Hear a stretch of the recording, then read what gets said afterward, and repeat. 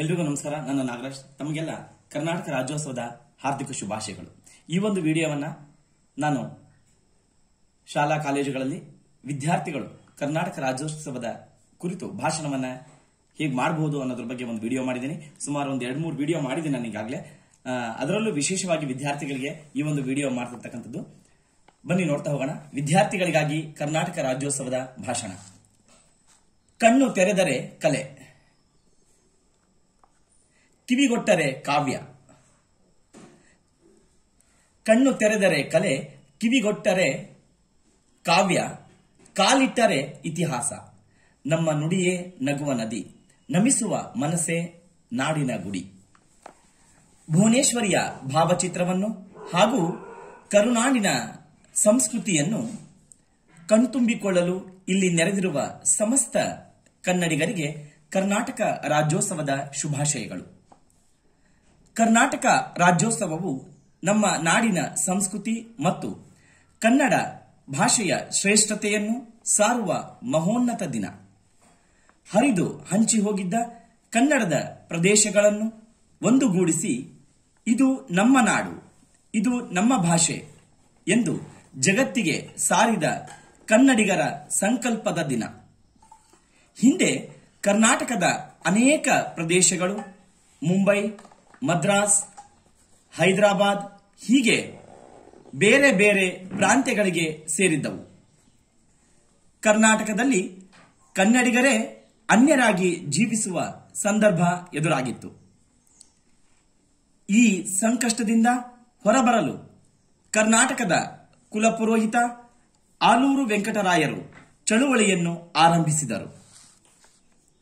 ಅವರೊಂದಿಗೆ ಕವಿಗಳು, ನಾಯಕರು, ಕನ್ನಡಾಭಿಮಾನಿಗಳು ಕೈ ಜೋಡಿಸಿದರು. ಬೆಳಗಾವಿ ಕಾಂಗ್ರೆಸ್ ಅಧಿವೇಶನದಲ್ಲಿ ಹುಯಿಲುಗೋಳ ನಾರಾಯಣರಾಯರು ರಚಿಸಿದ ಉದಯವಾಗಲಿ ನಮ್ಮ ಚೆಲುವ ಕನ್ನಡ ನಾಡು ಎಂಬ ಗೀತೆ ಮೊಳಗಿತು. ಕನ್ನಡಿಗರ ನಿರಂತರ ಹೋರಾಟದ ಫಲವಾಗಿ 1956 ನವೆಂಬರ್ 1ರಂದು ಬಿಟ್ಟು ಹೋದ ಕನ್ನಡ ಪ್ರದೇಶಗಳನ್ನು ಒಗ್ಗೂಡಿಸಿ ಮೈಸೂರು ರಾಜ್ಯವನ್ನು ರಚಿಸಲಾಯಿತು. 1973 ನವೆಂಬರ್ 1ರಂದು ನಮ್ಮ ರಾಜ್ಯಕ್ಕೆ ಅಧಿಕೃತವಾಗಿ ಕರ್ನಾಟಕ ಎಂದು ನಾಮಕರಣ ಮಾಡಲಾಯಿತು. ಈ ಏಕೀಕರಣದಿಂದ ನಾವು ಪಡೆದದ್ದು ಕೇವಲ ಭೌಗೋಳಿಕ ಗಡಿಯಲ್ಲ, ಬದಲಾಗಿ ಸಾವಿರಾರು ವರ್ಷಗಳ ಸಂಸ್ಕೃತಿ, ಪರಂಪರೆ ಮತ್ತು ಮೌಲ್ಯಗಳ ಗೂಡಾಗಿದೆ.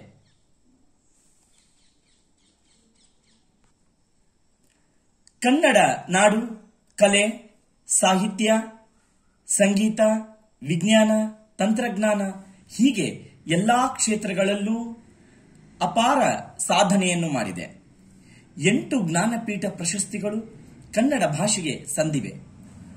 ವಚನ ಸಾಹಿತ್ಯ, ದಾಸ ಸಾಹಿತ್ಯ ಕನ್ನಡ ಸಾಹಿತ್ಯವನ್ನು ಶ್ರೀಮಂತಗೊಳಿಸಿವೆ. ನಮ್ಮ ಕರ್ನಾಟಕವು ಪ್ರಕೃತಿ ಸೌಂದರ್ಯದ ಕನಿಯಾಗಿದೆ. ಹಚ್ಚ ಹಸುರಿನ ಪಶ್ಚಿಮ ಘಟ್ಟಗಳ ನಡುವೆ ಧುಮುಕುವ ಜಲಪಾತಗಳು, ಸಮೃದ್ಧ ಕರಾವಳಿಯ ಸೊಬಗು, ಐತಿಹಾಸಿಕ ವೈಭವದ ಹಂಪಿ, ಸಾಂಸ್ಕೃತಿಕ ರಾಜಧಾನಿ ಮೈಸೂರು ಮತ್ತು ಆಧುನಿಕತೆಯಲ್ಲಿ ಮುಂಚೂಣಿಯಲ್ಲಿರುವ ಬೆಂಗಳೂರು ಇವೆಲ್ಲವೂ ನಮ್ಮ ಕನ್ನಡ ನಾಡಿನ ವೈಶಿಷ್ಟ್ಯವನ್ನು ಸಾರುತ್ತವೆ. ಕನ್ನಡ ಭಾಷೆ, ಸಂಸ್ಕೃತಿ ಮತ್ತು ಕಲೆಗಳನ್ನು ಮುಂದಿನ ಪೀಳಿಗೆಗೆ ತಲುಪಿಸುವುದು, ಕನ್ನಡಿಗರ ಹಿತವನ್ನು ಕಾಪಾಡುವುದು ನಮ್ಮ ಕರ್ತವ್ಯವಾಗಿದೆ. ಇಂತಹ ಸಮೃದ್ಧ ನಾಡಿನಲ್ಲಿ ನಾವು ಜನಿಸಿರುವುದು ನಮ್ಮೆಲ್ಲರ ಸೌಭಾಗ್ಯ. ನಮಗೆ ಜೀವಿಸಲು ಅವಕಾಶ ಮಾಡಿಕೊಟ್ಟ ಈ ನಾಡಿಗೆ ಮತ್ತು ಕನ್ನಡ ಭಾಷೆಗೆ ಸದಾ ಋಣಿಯಾಗಿರಬೇಕು. ಕನ್ನಡಿಗರಾದ ನಾವು ಕನ್ನಡದ ಅಸ್ತಿತ್ವ ಮತ್ತು ಬೆಳವಣಿಗೆಯ ಬಗ್ಗೆ ಸದಾ ಜಾಗೃತರಾಗಿರಬೇಕು. ರಾಜ್ಯೋತ್ಸವದ ಸಂದರ್ಭದಲ್ಲಿ ನಾವೆಲ್ಲರೂ ನಡೆ ಕನ್ನಡ ನುಡಿ ಕನ್ನಡ ಎಂಬ ಮಾತನ್ನು ಅನುಸರಿಸಬೇಕು. ಈ ಶುಭ ದಿನದಂದು ಕನ್ನಡ ತಾಯಿಗೆ ಶಿರಬಾಗಿ ನಮಿಸಿ ನಮ್ಮ ನಾಡಿನ ಪ್ರಗತಿಗಾಗಿ ದುಡಿಯುವ ಸಂಕಲ್ಪ ಮಾಡೋಣ. ಜೈ ಹಿಂದ್, ಜೈ ಕರ್ನಾಟಕ ಮಾತೆ. ಮತ್ತೊಮ್ಮೆ ತಮ್ಮೆಲ್ಲರಿಗೂ ಕರ್ನಾಟಕ ರಾಜ್ಯೋತ್ಸವದ ಶುಭಾಶಯಗಳು.